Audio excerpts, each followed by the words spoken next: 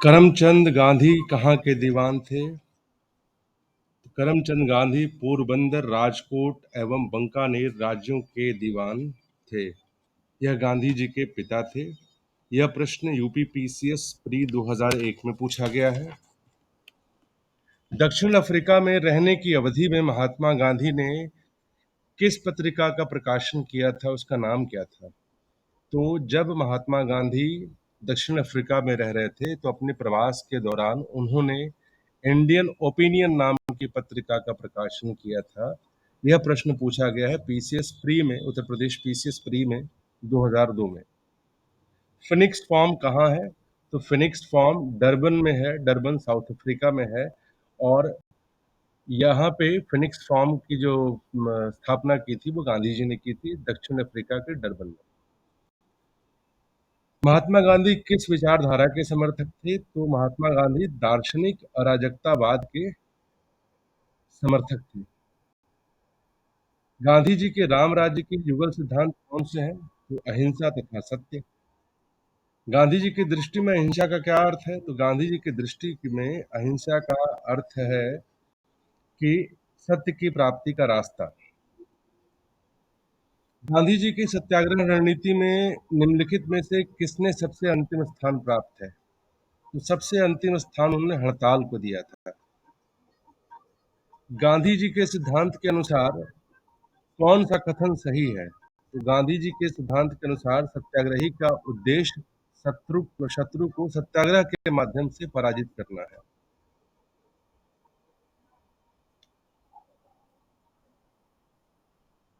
गांधी जी ने परिवार नियोजन हेतु क्या तरीका बताया? उन्होंने बताया आत्मनियंत्रण तरीका। यह एमपी पीसीएस में पूछा गया है। सबसे महत्वपूर्ण प्रश्न यह है कि गांधी जी दक्षिण अफ्रीका में कितने वर्ष रहे थे? तो गांधी जी दक्षिण अफ्रीका में 21 वर्ष रहे थे। महात्मा गांधी दक्षिण अफ्रीका से भारत कब लौटे थे? महात्मा गांधी दक्षिण अफ्रीका से भारत 1915 में लौटे थे। आपको सबको पता होगा कि गांधी जी को एक बार ट्रेन से उतार दिया गया। तो किस स्टेशन पे गांधी जी को ट्रेन से उतार दिया गया था या फेंक दिया गया था? तो वह स्टेशन था पीटर मार्क्सिसबर्ग, दक्षिण अफ्रीका का रेलवे स्टेशन था ये। यहाँ से गांधी जी को प्रथम श्रेणी का पास होने के बाद भी इनको ट्रेन से उतार करके सामान्य बोगी में स्थानांतरित कर दिया गया। गांधी जी ने कांग्रेस के किन अधिवेशनों में से सबसे पहले भाग लिया था? तो गांधी जी सबसे पहले जो कलकत्ता अधिवेशन हुआ था 1901 में, उसमें गांधी जी ने भाग लिया था। यह बहुत ही महत्वपूर्ण प्रश्न है एआरओ की दृष्टि से। 1901 में कलकत्ता में कांग्रेस का अधिवेशन हुआ था जिसमें गांधी जी ने भाग लिया था। इसके बाद है गांधी जी ने अहमदाबाद के निकट साबरमती के किनारे एक आश्रम बनाया था। इसका नाम क्या था? तो इसका नाम था सत्याग्रह आश्रम। इसका नाम ही क्या था? सत्याग्रह आश्रम। फिर अगला प्रश्न है कि गांधी जी ने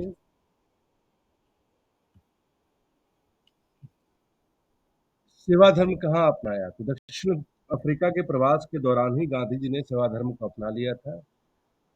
गांधी जी के राजनीतिक गुरु कौन थे? तो गोपाल कृष्ण गोखले गांधी जी के राजनीतिक गुरु थे। अब अगर गांधी जी के जीवन की घटनाओं का कालक्रम निश्चित करें तो सबसे पहले गांधी जी के जीवन में जो घटना घटित हुई थी वह चंपारण का आंदोलन हुआ था 1917 में। फिर 1918 में ही क्या हुआ था? अहमदाबाद में मिल की हड़ताल हुई थी गुजरात में, जहां पर उन्होंने मिल मालिक मिल में मजदूरों के साथ मिल के हड़ताल किया था।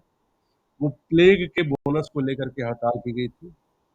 फिर उसके बाद वर्ष 2000 1918 में ही खेड़ा में किसानों के साथ गांधी जी ने आंदोलन किया। वही वर्ष था 1918। असहयोग आंदोलन जो था वो 1920 और 1922 था।